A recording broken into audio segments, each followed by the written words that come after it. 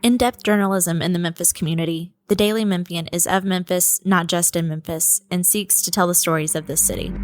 TheDailyMemphian.com. Truth in place. Production funding for Behind the Headlines is made possible in part by the WKNO Production Fund, the WKNO Endowment Fund, and by viewers like you. Thank you. The impact of early childhood education tonight on Behind the Headlines.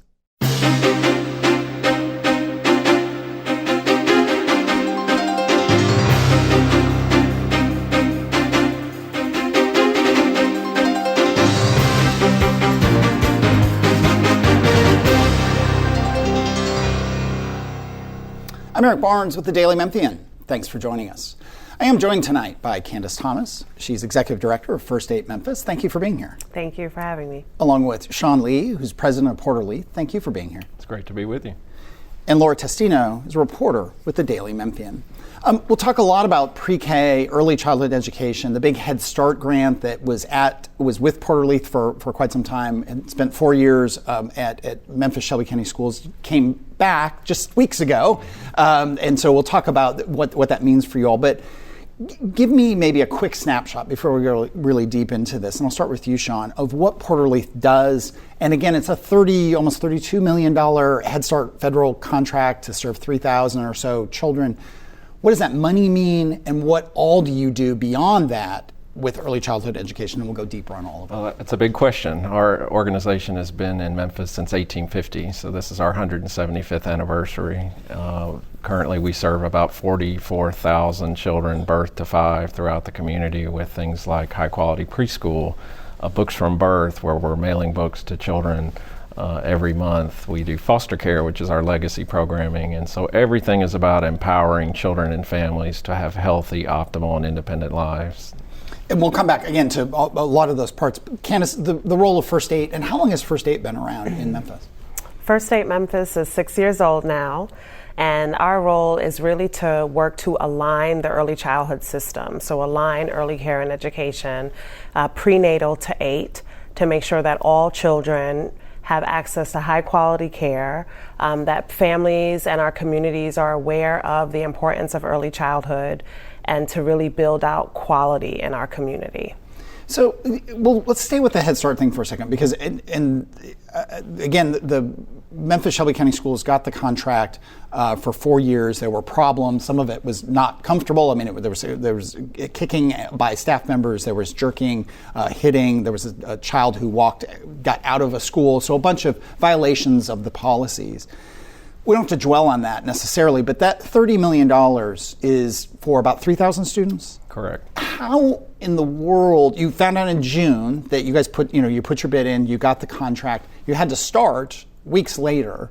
How do you ramp that up? And is Head Start, let me also say it's federal money, is it beyond having certain conditions and certain standards, is it also a program, is it a learning program that you follow, or do you take your own approach to satisfy the outcomes that Head Start wants? Okay, so let's unpack that. We found out July the 17th that we were becoming the grantee, and so you're right, the window of startup was very short. I think the federal government wishes it was faster, I think the district wishes it was faster, and we certainly do.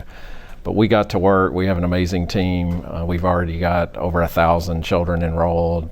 We've hired staff, and so we've got 47 partners that are engaged throughout the community. These are high-quality child care centers. So we got to work, and the Head Start model is a national model. There are about 1,600 grantees around the country serving about 830,000 children. And so in Shelby County, there's 2,920 Head Start, and then additional children that we serve in early Head Start. Those are the babies, birth to 3.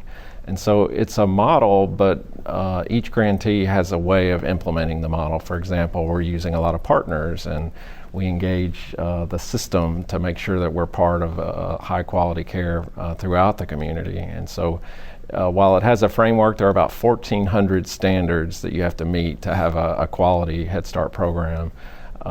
But we're very familiar with it. We've done it since 1999, and we're excited to get going. Yeah. It's only been 35 days now, and so we're off and running. We're looking forward to more time. One more question for you, Kandace, and I'll go to Laura here. I was doing quick math. That's about for the Head Start. That's about $10,000. I think my math is right. $10,000 per student, per child that would be in the Head Start program. I think it's a little bit more than that. I think the Head Start allocation, is it more than $1150? Okay. Yeah. Okay. Mm-hmm. So $1150. I mean, there's a mix of federal money. There's some state money. There may be local money. There's philanthropy. I mean, what does it cost, I guess, is the fundamental question to do this right. And what are the sources of those funds? Thank you. That's such a good question. So from a national standpoint, national best practices, high quality early care and education, we should actually be spending $12,500 per child. So that is regardless of income. That's just sort of the benchmark standard. Currently in Memphis and Shelby County, as with every other community across the country, we have different funding streams that fund early childhood education. So as you said, there's state funding, voluntary pre-K, there's local funding from the Shelby County Commission, as well as local funding from City Council, and then there's Head Start funds. So it takes all of this to make early care and education run smoothly in our community. But really the benchmark standard is about $12,500 per child. And Head Start gets us closest to that. The other funding streams, we still have a way to go to get to that number. Laura. While we're on numbers, just some other by the numbers for our viewers here. It sounds like maybe a little over a third enrolled so far since the grant has come in. Talk with me about the operators that you guys are working with. How many? You said there's 47. Is that fully staffed? You guys have all of your contracts out for all of your seats available at this point? We have all the contracts out. Okay. We have 44 of the 47 settled, so we're getting really close to having everybody signed up. All of the partners are hiring. We've gone as fast as possible in just a short time, and so we offered contracts to all the existing Shelby County Head Start partners that were working with the district, so that helped. These are experienced operators who already had staff in place. And then we have a network at Porter-Leath called Next Memphis that we partner with First Aid on, and so for the last several years we've been growing our footprint of supporting high quality childcare throughout the community. So we turned to those operators and said, who's ready for Head Start? So we had a lot of things in place since we submitted the grant in January. We spent 6 months getting people ready, and so I think we're off and running, but we've still got work to do. We've got to do some hiring, more enrollment, and getting classrooms set up. Just getting furniture in place is really important. So everything is coming along nicely, but I wish we had more than 7 days in a week. Sure, yeah. I mean, I think I was surprised to learn, maybe I shouldn't have been surprised to learn, that you can't transfer enrollment. So you guys are having to re-enroll any student or family that had already been enrolled in Head Start before. That's a big lift in less than a month before school starts. I want to talk a little bit more, this is a puzzle with a lot of different pieces that have to get put together for this to work in Shelby County. And one more question for you, Sean, with using a lot of the quality operators that MSCS had, talk with us a little bit about how the Porter-Leath approach managing the Head Start grant will be differentiated from MSCS's approach with those same kind of pieces. Yeah, so what we've done is we've divided our classrooms into what we call pods, and every pod has sort of a mini compliance team that comes on top of it. So there's education compliance, there's nutrition compliance, there's facilities, but it's done very efficiently with staff who are able to serve 20, 30 classrooms apiece. And so they get to know the families, they get to know the operators.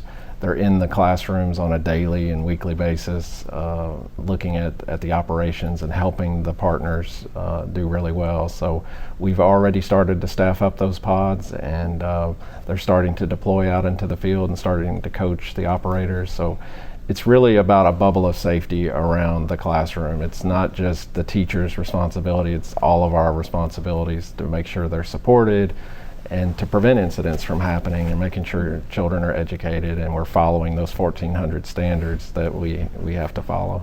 Sure, and this is, you guys have maybe been quiet a little bit about this. You've certainly managed Head Start before, have managed early Head Start for a long time. This is the first time that Porter-Leath has had the Head Start grant completely for Shelby County, correct? That's correct. We have been an early Head Start grantee since 1999, so we have relationships with the regional office of Head Start, and we know the standards inside and out.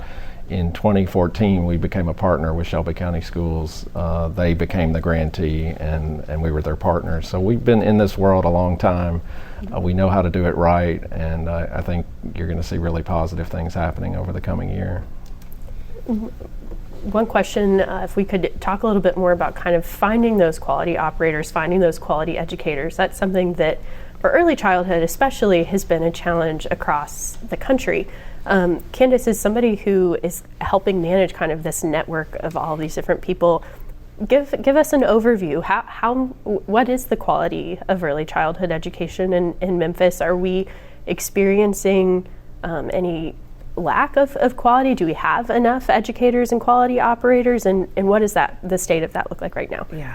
Yeah, it's a mixed bag and it's a complicated question. So there are some national standards by national early childhood education organizations that actually have articulated that Memphis and Shelby County, roughly 50% of our early learning spaces are considered high quality.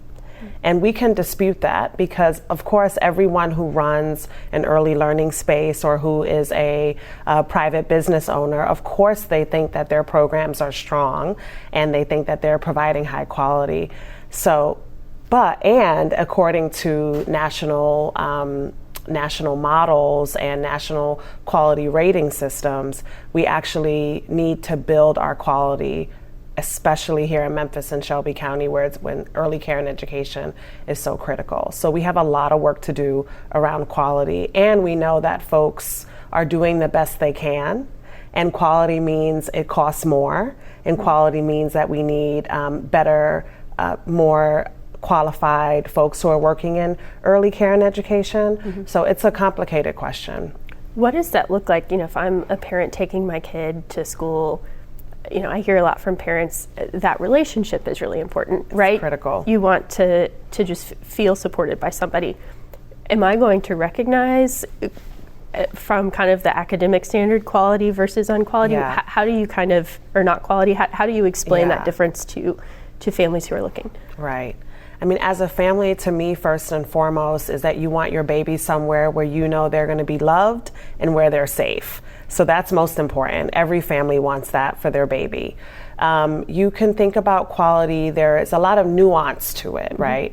So, for instance, if I walked into a child care center and there were infants and toddlers and they were in car seats for more than an hour, I would be concerned about that as a parent, versus, or walk into a space where there are books that are age appropriate, that the adults are talking to young children, talking to infants as well.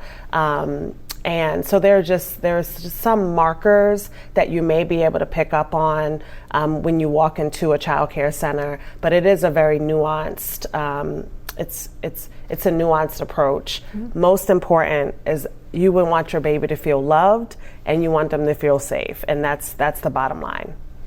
About halfway through show, who does compliance and oversight of all the child care providers? I mean, I assume with Head Start, that's federal money. There's a certain amount, or maybe a lot, of federal oversight. But for all the, constellation of providers of early childhood care, is it state? Is it local? Is it you? I mean, who does that? Yeah, it depends on the funding stream and where they are licensed through. So again, more complications to the puzzle. Mm-hmm. So if you're a child care center or a private provider, the oversight is likely the Department of Human Services. If you are a school district, your oversight is the Department of Education. With the first state and city and county dollars, you have both oversight with the Department of Education or Department of Human Services, as well as First State Memphis. How much does, and Laura I think touched on this, but just how much of a player is Memphis Shelby County Schools going forward in this? They don't have the Head Start. I've mentioned some of the problems, but they're still a big player in early child care, right? I mean, that doesn't change necessarily. Just this grant has changed. The grant has changed, their numbers have changed, but they're a critical piece to the puzzle here. They still have maybe 3,000 pre-K classrooms, or pre-K seats around the county. So they're still a critical player in early childhood education. We've done a lot of shows about the sort of political situation with MC, and I don't want to put either of you in that place. That's not your job. Do you feel like through all that, that you've had good relationships and good outcomes with Memphis Shelby County Schools in terms of early childhood education? Yeah. I have been in Memphis for 5 years, and we've had several superintendents in that time, but we've had the same staff in the early childhood department. So that has allowed us to build some relationships and to work on all of these issues together. For you all still worked with MSCS even though you didn't have the Head Start, right? I mean, you're big enough that you had to have lots of communication with the school system. We absolutely have relationships across the board. We serve on groups focused on the teacher pipeline. We're on literacy groups together, and so we've kept a great relationship with the district. Do you work with the other, like the suburban school districts too? Is that part of, I mean, that's Shelby County. That's really for Porter-Leath, that's phase 2 of this. We'd really like, this grant is for the entire county, and so we know there are families experiencing poverty in Collierville and Millington and Bartlett, and we'd love to, as we continue down the road, look for classrooms in those areas to partner with them. Same with First Aid. Yeah, First Aid Memphis, while our name is Memphis, we are a Shelby County early childhood backbone organization.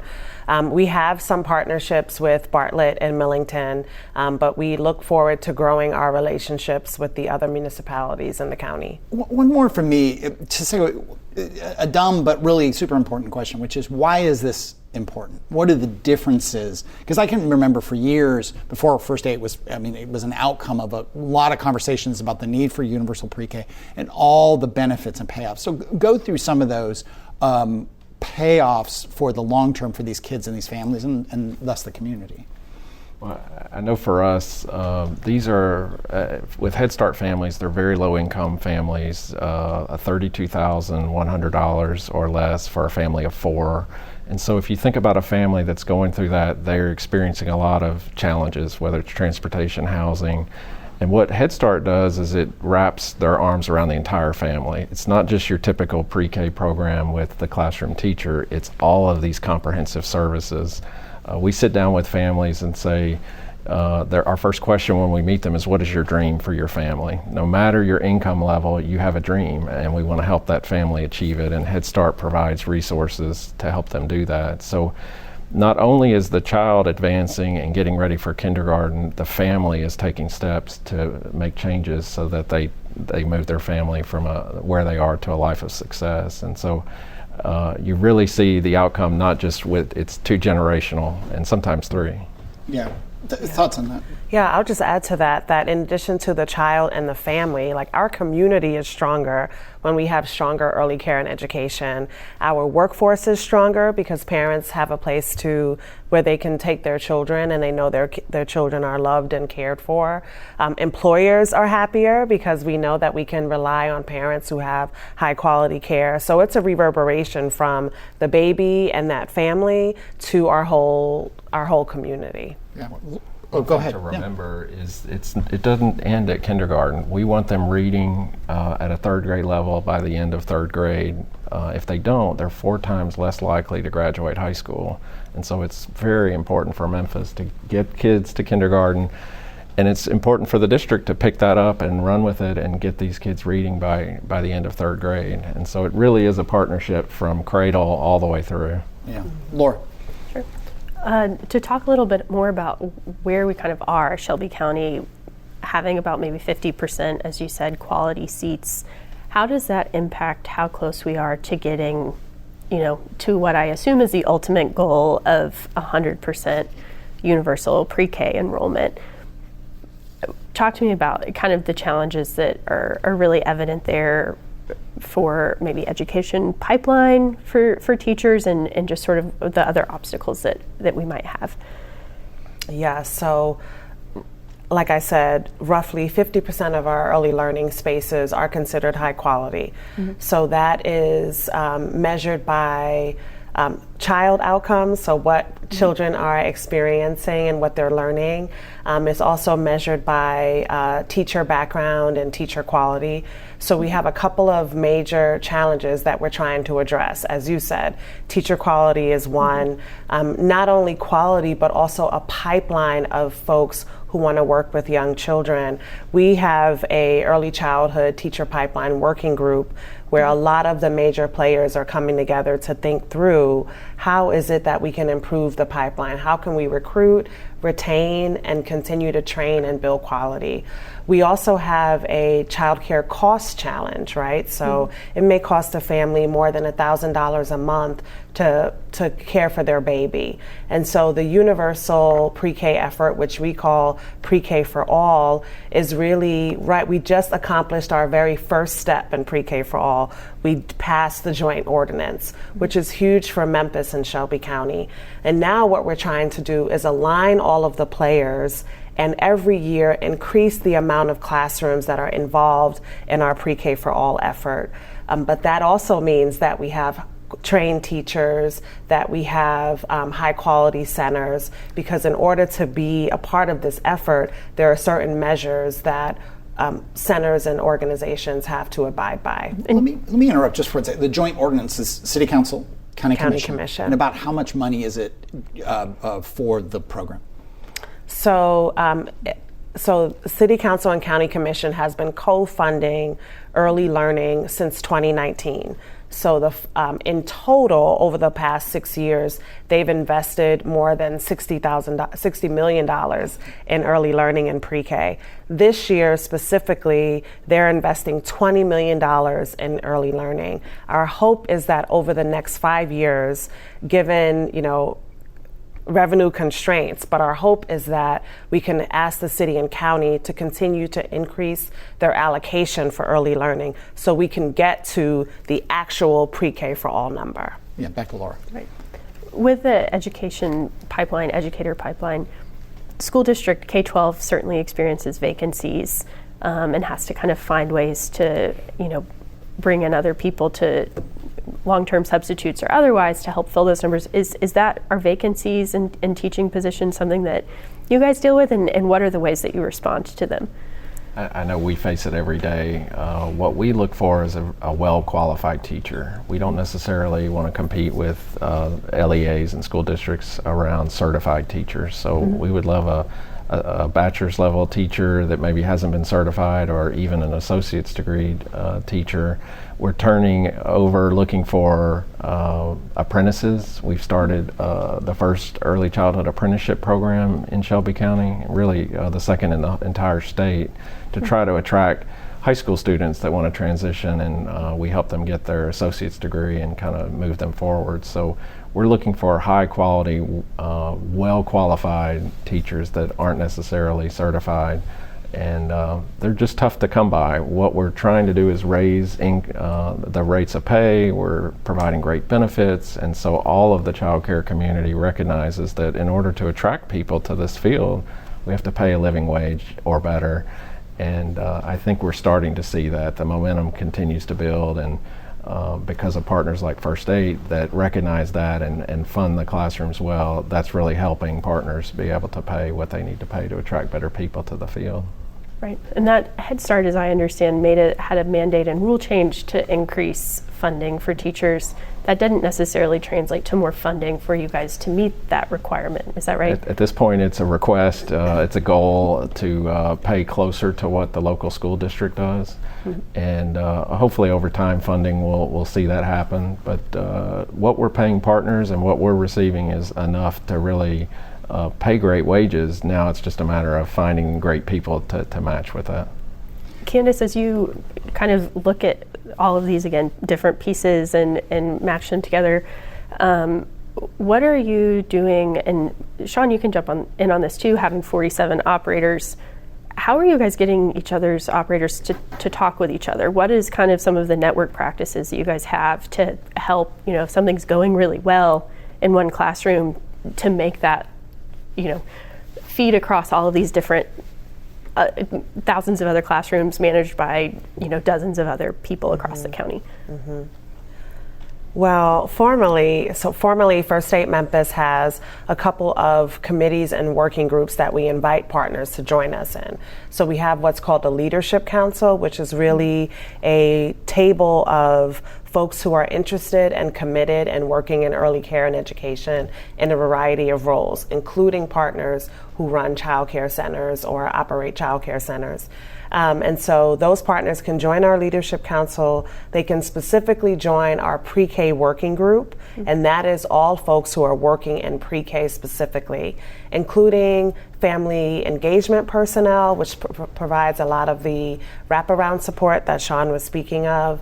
There's also instructional coaches in classrooms. So we convene those folks depending on the group. It may be monthly or it may be quarterly, to really come together to share best practices, to talk about what's not working, what is working. And so formally we do that. And then informally, everyone is talking to one another. You all, just some weeks ago, got the contract for Head Start, the big federal funding program, about $30 million for about 3,000 kids to get into preschool. How do you ramp that up as quickly as you need to, and how do you provide the level of care in that sort of time frame that you want to provide? Yeah, the good news about our work is we've been planning since January that we would get the grant in hopes that we would, and so we had plans sort of shovel ready, if you will, and so on July 17th when we got the final word, we got to work, started doing job fairs to hire people, started contracting with great partners. And so far, so good. It's been about 35 days, and we're really on track getting as many families enrolled as possible.